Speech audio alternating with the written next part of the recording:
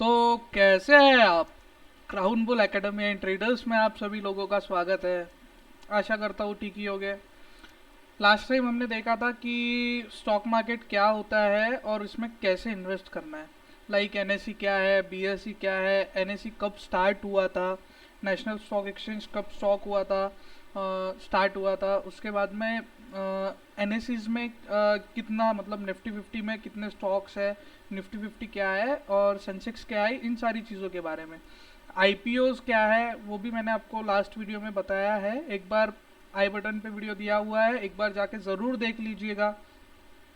अब हम आज के लेसन 2 में हम ये देखने वाले हैं कि बिगनर गाइड, मतलब स्टॉक मार्केट में लॉन्ग टर्म इन्वेस्टमेंट क्या होता है, शॉर्ट टर्म इन्वेस्टमेंट क्या है, डीमैट अकाउंट कैसे ओपन करना है, ये सारी चीज़ों के बारे में हम देखने वाले हैं।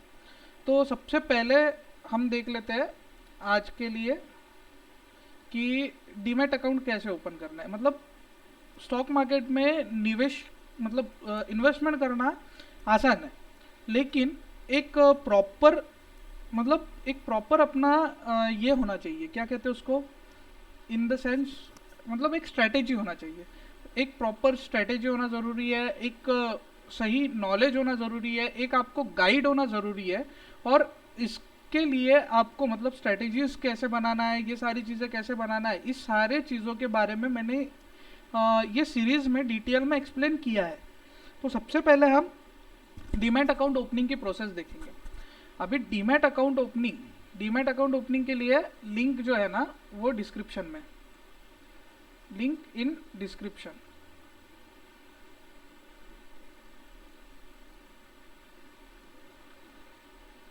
डिस्क्रिप्शन में लिंक है, एक बार जाके आप लिंक से डीमैट अकाउंट ओपन कर लीजिए। लेमन और एलाइज ब्लू ऐसे दो हमारे ब्रोकर है, टॉप ब्रोकर है, जिसके साथ में आप डीमैट अकाउंट ओपन कर सकते हो।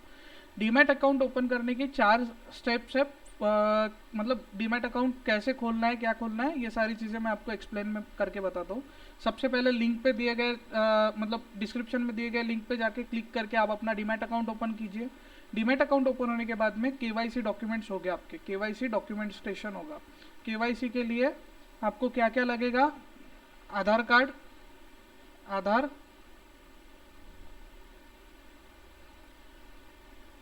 पैन और बैंक स्टेटमेंट। बैंक स्टेटमेंट,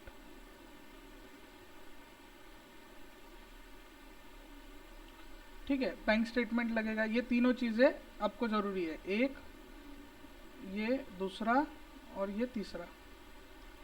अब ये सारी चीज़ें आपके पास में आने के बाद में क्या हो जाएगा, आपका वेरिफिकेशन होगा। वेरिफिकेशन कैसे होगा, आपको जो है आपका ब्रोकर जो है एक प्रॉपर वेरिफिकेशन कराएगा, आपके सारे डिटेल्स चेक करेगा। डिटेल्स अगर पूरे वेरीफाई होने के बाद में आपका डीमैट अकाउंट की लॉगिन डिटेल्स जो है ना, लॉगिन डिटेल्स आपको मेल पे आ जाएगी, मेल पे आ जाएगी। एक बार लॉगिन डिटेल्स मेल पे आ गई कि उसके बाद में आपको लॉगिन कर लेना है, फंड ऐड करना है। फंड ऐड होने के बाद में आप जो है उसमें फंड ऐड हो जाएगा। फंड आ गया डीमैट में, फंड आने के बाद में आप अपना इन्वेस्टमेंट स्टार्ट कर सकते हो। ठीक है। अब एक फ़ायदा बताता हूँ। देखो जो लिंक दिया है ना, लिंक वाले डीमैट अकाउंट से अगर आप डीमैट ओपन करोगे तो आपको एएमसी माने एनुअल मेंटेनेंस चार्ज जो है वो लगेगा ज़ीरो, ज़ीरो। एएमसी लगेगा ज़ीरो, माने कोई मेंटेनेंस चार्ज देने की ज़रूरत नहीं है। अकाउंट ओपनिंग चार्ज जो है वो फ्री है, अकाउंट ओपनिंग फ्री है, एएमसी ज़ीरो है। मतलब क्या है कि लिंक दिए गए लिंक पे अगर आप अकाउंट ओपन करते हैं तो आपको जो है एएमसी पे करने की ज़रूरत नहीं है, अकाउंट ओपनिंग के लिए पैसा भी भरने की ज़रूरत नहीं है। अब इन्वेस्टमेंट, इन्वेस्टमेंट कैसे करना है, स्टॉक्स क्या है क्या नहीं है ये देखेंगे। अब पहले तो दो टाइप की इन्वेस्टमेंट होती है, दो टाइप की इन्वेस्टमेंट होती है। वो क्या होती है, पहली होती है लॉन्ग टर्म,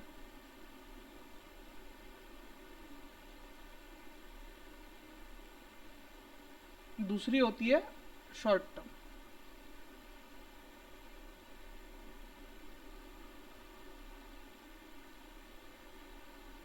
अब देखो पहले तो हम लॉन्ग टर्म को समझेंगे, पहले लॉन्ग टर्म को समझेंगे। अब लॉन्ग टर्म क्या होता है वो देखेंगे सबसे पहले। ठीक है, लॉन्ग टर्म इन्वेस्टमेंट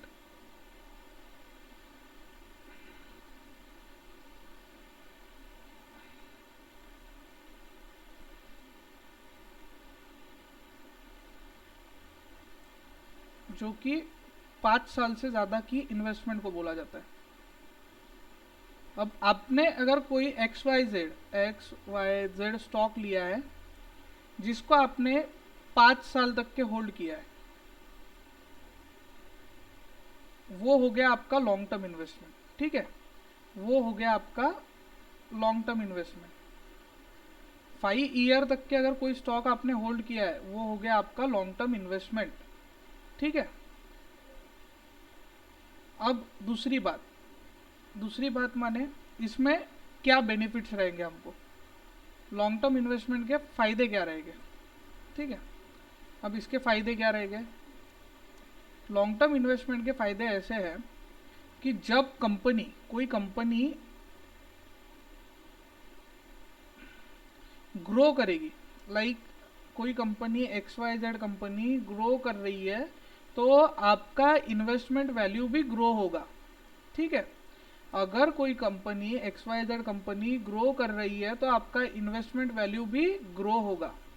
और साथ ही साथ आपको कंपनी जो है, हर एक कंपनी अपना डिविडेंड शेयर करती है, माने प्रॉफिट में एक अपना हिस्सा देती है, प्रॉफिट का कुछ परसेंट। अभी देखो आपने कई बार सुना होगा कि रिलायंस, अभी एक एग्जांपल के लिए बोल रहा हूँ, रिलायंस ने अपना जो है ना एक शेयर पे एक शेयर बोनस दे दिया।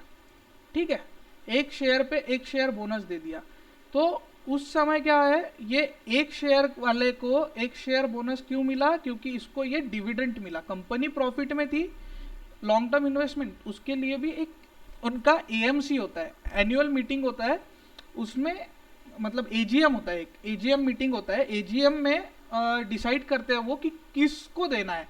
मतलब लाइक अभी किसी ने 3 महीने पहले इन्वेस्टमेंट किया है तो उसको थोड़ी ना दे देंगे। जिनका इन्वेस्टमेंट बहुत पुराने, जो हमारे ऊपर भरोसा करके बैठे हुए हैं, जो बहुत सालों से हमारे साथ में जुड़े हुए हैं, बहुत पुराने सालों से हमारे साथ में बिजनेस कर रहे हैं, उन लोगों को हम एक पे एक बोनस देंगे, एक पे एक बोनस देंगे। तो वो क्या हो गया कि AGM में डिसाइड होता है कि क्या देना है। एक AGM मीटिंग होती है, वो AGM में डिसाइड होता है कि डिविडेंड देना किसको है, क्या देना है। तो लॉन्ग टर्म इन्वेस्टमेंट में क्या होता है, लॉन्ग टर्म इन्वेस्टमेंट मतलब 5 साल से ज़्यादा वाली इन्वेस्टमेंट, 5 ईयर से प्लस वाली इन्वेस्टमेंट को बोला जाता है।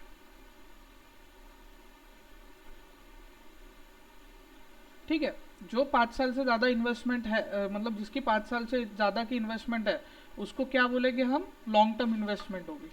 उसके बाद में जैसे जैसे कंपनी ग्रो करेगी, ठीक है, अभी XYZ कंपनी ग्रो कर रही है, अच्छा खासा प्रॉफिट दे रही है, तो उसी के साथ साथ उसका शेयर प्राइस भी इंक्रीज होगा। शेयर प्राइस जैसे जैसे इंक्रीज होगा, जिसका लॉन्ग टर्म इन्वेस्टमेंट है उसको फायदा होगा। ठीक है, अब ये हो गया। इसी के साथ साथ आपको क्या होगा कि जो डिविडेंड मिलेगा वो तो मिलेगा ही, डिविडेंड मिलेगा, जो भी डिसाइडेड डिविडेंड रहेगा कंपनी का, हर एक कंपनी का डिसाइडेड डिविडेंड होता है, वो डिविडेंड मिलेगा। डिविडेंड के साथ साथ आपको क्या मिलेगा और फायदा क्या रहेगा, कंपाउंडिंग के साथ साथ आपका पैसा बढ़ेगा। ठीक है, मतलब कंपाउंडिंग के साथ साथ आपका पैसा बढ़ेगा। कंपाउंड इंटरेस्ट पता है ना, जो लोग होते हैं ना, जिन्होंने कॉमर्स वगैरह करके रखा हुआ है ना, उन सबको पता होगा कि कंपाउंडिंग क्या होता है। मतलब समझ लो आपने 1 रुपया इन्वेस्ट किया है, 1 साल में आपको 50 पैसे का फायदा होने वाला है। ठीक है, तो ये कितना हो गया, 1.5 रुपया, 1.5 रुपया हो गया आपका। अगले साल ये जो ग्रोथ है ये फिक्स आ रही है 0.50% की, सॉरी 50 पैसा की, ये तो आएगी आएगी, पर अगले साल ये 1.5 रुपये पे वापस आपको फ़ायदा मिलेगा। ये 1.5 रुपए पे जो फायदा होगा, मतलब ये 50 पैसे पे जो फायदा होगा, आपने 1 रुपया इन्वेस्टमेंट किया, 1 रुपए पे 50 पैसे मिल गए, पर ये 50 पैसे पे भी आपको 25 पैसा मिलेगा।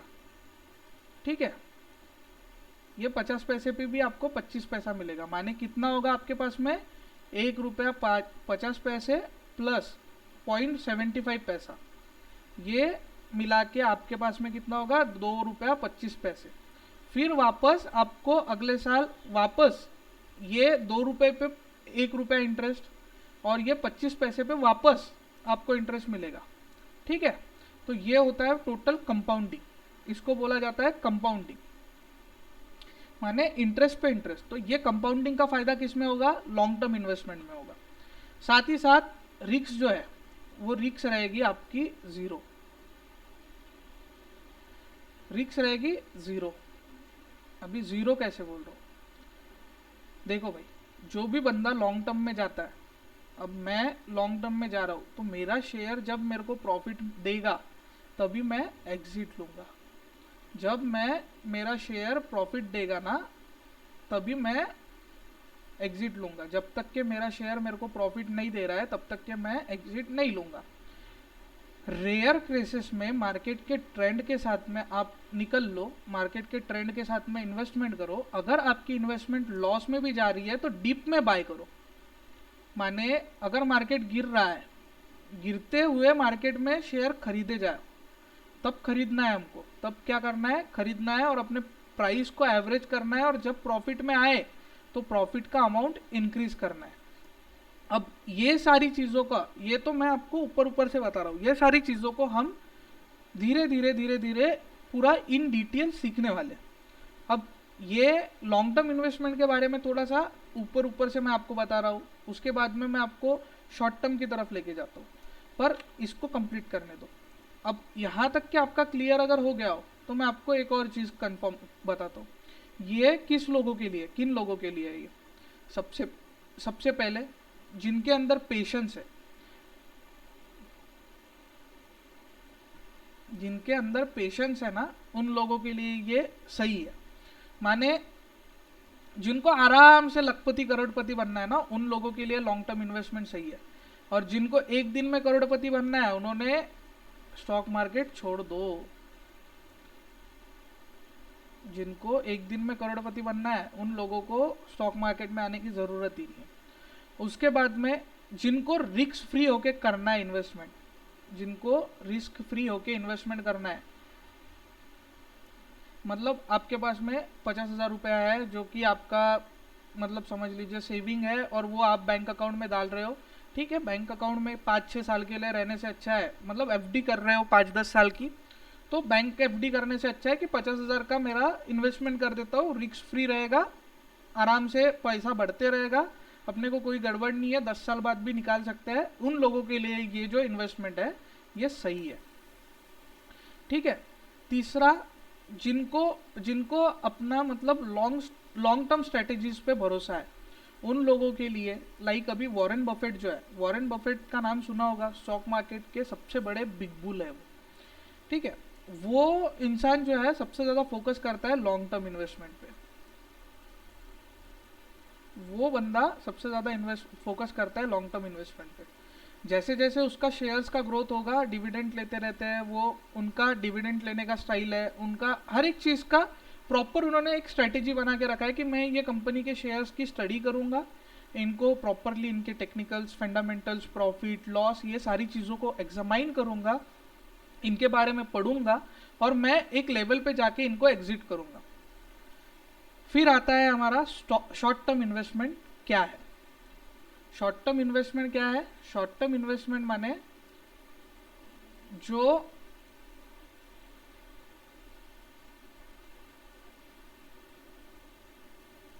एक दिन से लेके 1 डे टू 1 ईयर, एक दिन से लेके 1 साल तक के जो होल्ड करते हैं इन्वेस्टमेंट, उसको बोला जाता है शॉर्ट टर्म इन्वेस्टमेंट। ये इसके फायदे क्या है, सबसे पहले तो इसके फायदे ये है कि कम टाइम में मतलब ज़्यादा फायदा होता है। शॉर्ट टर्म में शॉर्ट टाइम में गुड प्रॉफिट।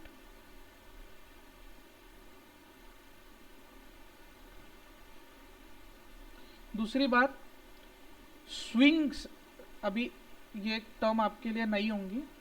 स्विंग, स्विंग नाम का एक ट्रेडिंग होता है, स्विंग ट्रेडिंग बोलते हैं उसको। स्विंग ट्रेडिंग माने एक कंपनी का प्रॉपर स्विंग बनता है कि वो अपने स्विंग पे आ गया ना, मतलब एक जोन होता है, वो सपोर्ट पे आ गया ना, तो वहां से वो अपना एक टारगेट देने तक के रुकता नहीं है, उसको कहा जाता है स्विंग ट्रेडिंग। और इससे क्या होगा कि ये जो शॉर्ट टर्म इन्वेस्टमेंट जो होती है ना, वो स्विंग ट्रेडर को अच्छा पैसा कमा के देती है। एक शॉर्ट टर्म इन्वेस्टमेंट जो है ना, वो स्विंग ट्रेडर को अच्छा पैसा कमा के देती है। अब एक दिन वाला क्या है, एक दिन माने इंट्राडे वाले जो होते हैं, इंट्राडे वाले जो होते हैं ना, इंट्राडे ट्रेडर्स को भी ये शॉर्ट टर्म में आ जाती है।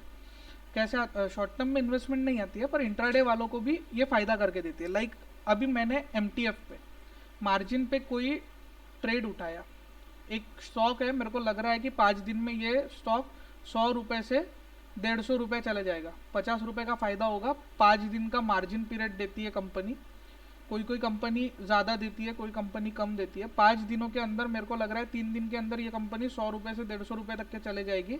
तो मैं एमटीएफ का यूज़ करके ये इन्वेस्टमेंट उठा के बैठ जाऊंगा, 100 रुपये से शेयर ले लूँगा, 150 पे जाएगा तो बेच दूंगा। तो ये सारी जो कंसेप्ट होती है ना, वो शॉर्ट टर्म में आती है।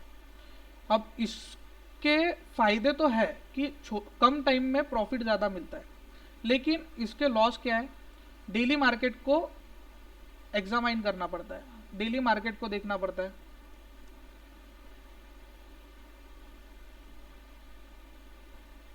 डेली मार्केट को देखना पड़ता है, और हर एक बंदा जो है ना, वो रिक्स लेने के लिए तैयार नहीं होता है। यहाँ पे थोड़ा बहुत रिक्स है, ज़्यादा, मतलब जैसे long term investment risk free है ना, वैसे ये नहीं है, यहाँ पे रिस्क है थोड़ा सा। क्योंकि अगर समझ लो शॉर्ट टर्म में, लाइक आपने एमटीएफ लेके मार्जिन ट्रेड एमटीएफ, मैंने आपको बोला अभी मार्जिन का यूज बताया, मार्जिन लेके 5 दिन के लिए आपने ले लिया कोई भी शेयर, पर वो अगर 5 दिन में 100 रुपये से 150 नहीं गया, 100 रुपये से 90 रुपये पे आ गया, 10 रुपये का घाटा हो गया घर से। पर जो आपको कंपनी, हर एक कंपनी डिफर देती है। अभी LIW आपको 5x मार्जिन देती है फॉर अ शॉर्ट, मतलब 5 दिन के लिए 5x मार्जिन प्रोवाइड करती है। तो क्या होता है कि समझ लो आपके पास में 100 रुपये है, आप 500 रुपये के शेयर ले सकते हो 5x मार्जिन में। 100 रुपये की इन्वेस्टमेंट करके 500 रुपये के शेयर ले सकते हो। फायदा होगा तो ये 500 पे ही होगा, नुकसान होगा तो ये 500 पे होगा।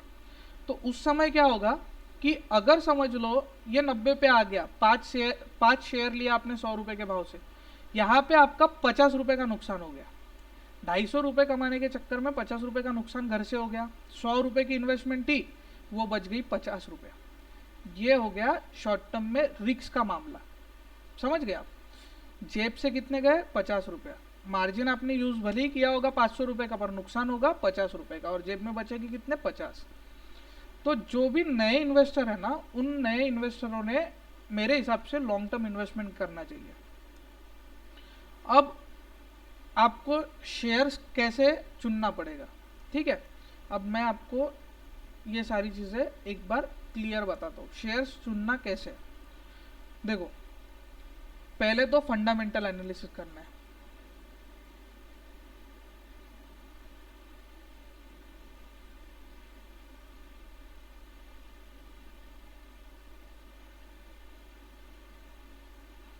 जिसमें प्रॉफिट,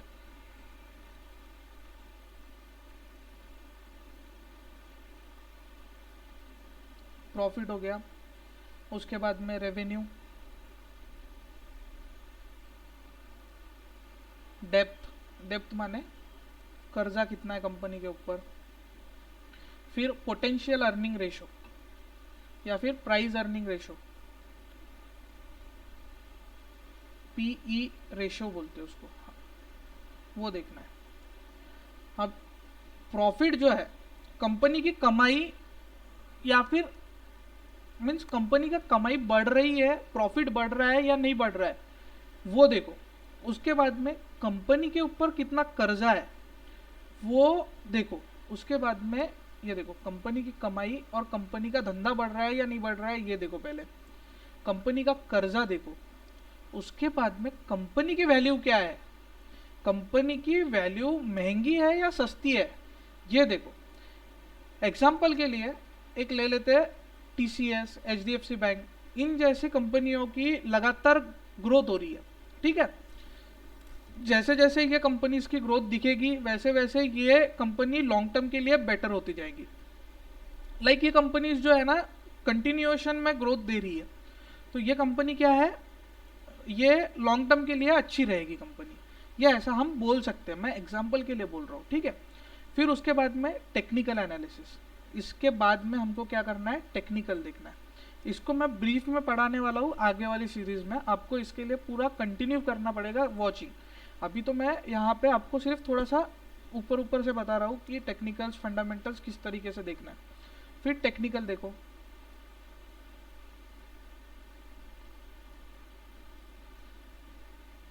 टेक्निकल में क्या देखना है, सबसे पहले तो देखना है चार्ट,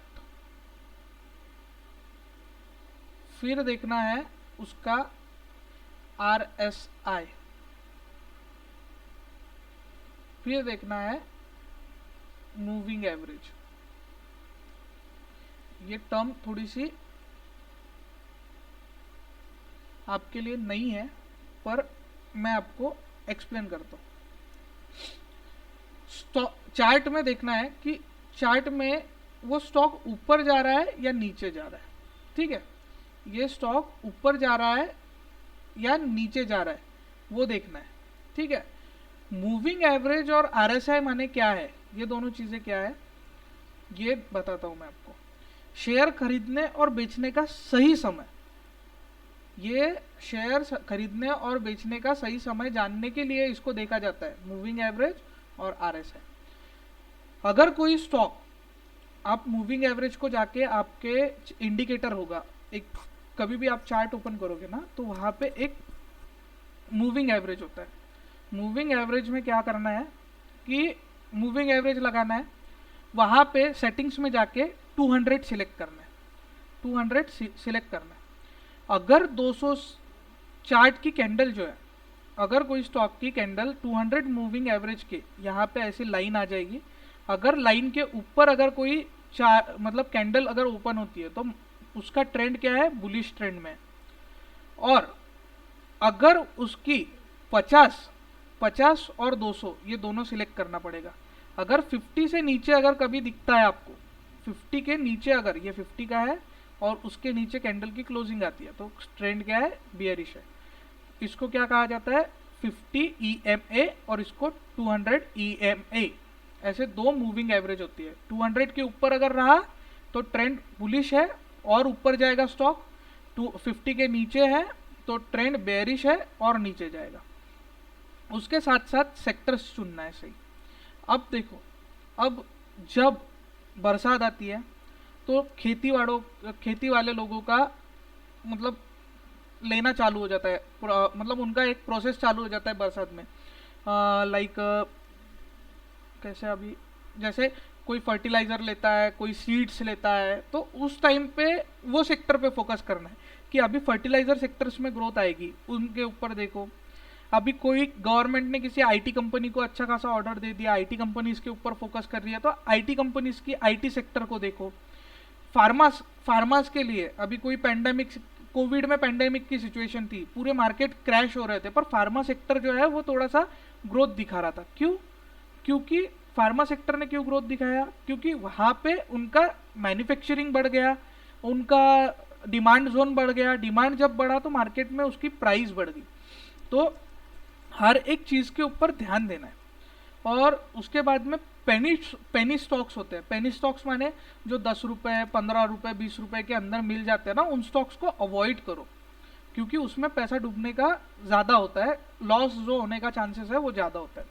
तो इन सारी चीज़ों का मैं कंक्लूजन देता हूँ कि निवेश करना मतलब इन्वेस्टमेंट करना आसान है, लेकिन नॉलेज लेना ज़रूरी है। पहले तो डीमैट अकाउंट ओपन करो। डीमैट अकाउंट ओपन होने के बाद में लॉन्ग टर्म इन्वेस्टमेंट पे ज़्यादा फोकस करो, अच्छी कंपनी और अच्छे सेक्टर देख के इन्वेस्टमेंट करो।